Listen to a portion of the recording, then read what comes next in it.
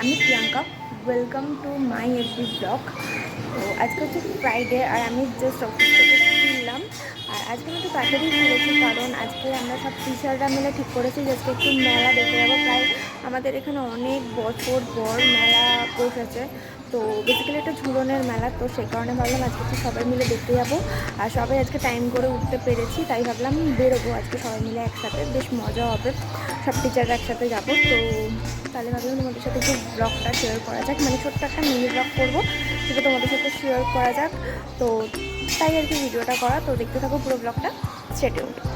সবচেয়ে দুঃখের কথা হচ্ছে যে পুজো আসা মাত্রই আমার এসব বেরোনো শুরু হয়ে যায়। আমি জানি না কেন এটা আমার সাথে হয়, তোমাদের সাথেও কি এরকমটা হয়? তো অবশ্যই আমাকে জানিও, কিন্তু আমার সাথে কিন্তু এটা হয়। পুজো আসলে এসব মানে কোনো অকেশন হলে তো এইগুলো তো ফুটবেই, মানে কেন আমি বুঝতে পারি না সেটাই। তুমি দেখতে থাকো তাহলে। তাদের মধ্যে এখন চিকনি চামেলি এসে উপস্থিত হয়েছে। মানে বিয়ে বাড়ির সাজ সেজে যায়, যেখানে যাই বিয়ে বাড়ির সাজ সেজে যায়। অসাধারণ মানুষ বাবা। লাস্ট আমরা মেলায় চলে এসেছি, আর এই যে আমি আর বিজিতা দিয়ে একদম ফার্স্ট এসেছিলাম, ওরা এসেছিলো প্রায় 7টার কাছাকাছি।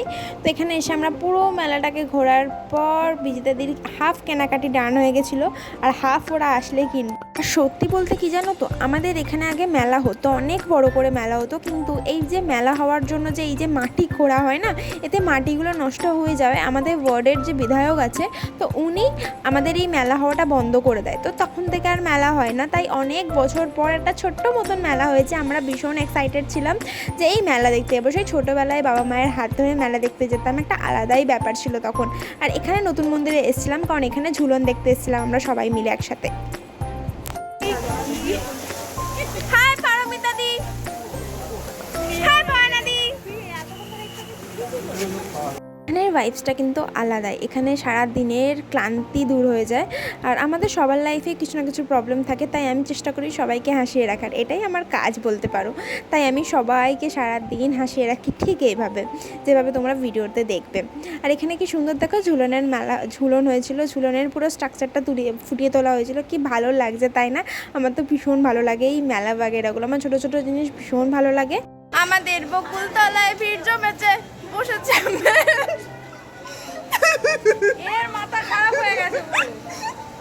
আমি ঠিক এরকমই পাগলামি করছিলাম ওখানে গিয়ে, যেহেতু আমাদের এটা পাড়ারই মধ্যে, তো সেই কারণে। আর এই যে আমি এরকম পাগলাপানাগিরি করছিলাম ওদের সাথে, এই আর কি। আমার খুব ভাল লাগে, আর ওরা আমাকে এভাবেই দেখতে অভ্যস্ত বরাবরই, কারণ আমি এখানে সবার থেকে প্রচুর ছোট, মানে প্রচুরই ছোট, প্রায় 3-4 বছরের ছোট আমি সবার থেকে। তো আমাদের একটা ছোট্ট প্ল্যান হয়েছে বলতে পারো, সেই প্ল্যানটা তোমাদের সাথে আমি পরে শেয়ার করব।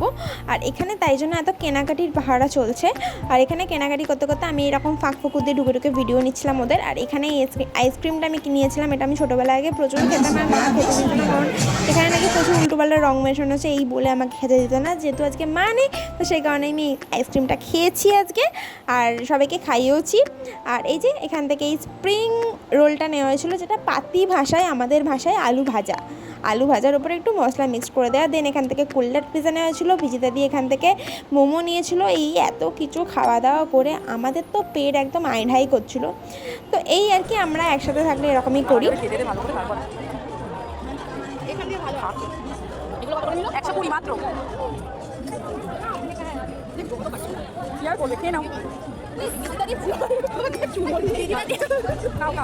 জীবনে প্রচুর প্রবলেম, আমি যা খাই চুল পাই, কি পাও চুল পাই, আরে হাত করে ঢুকে খাও না, চুল চুল হাত ঢুকে না, চুল পাও মাথা খাও না,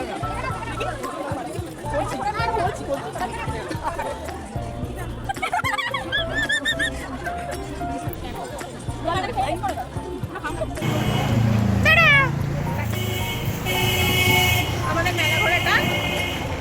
এখন আমরা যাচ্ছি বাড়ি, সব কিছু কেনাকাটা ডান, জিলাপি, কানের যা যা কেনা ছিল সব কেনা হয়ে গেছে। এবার আমরা চললাম বাড়ি।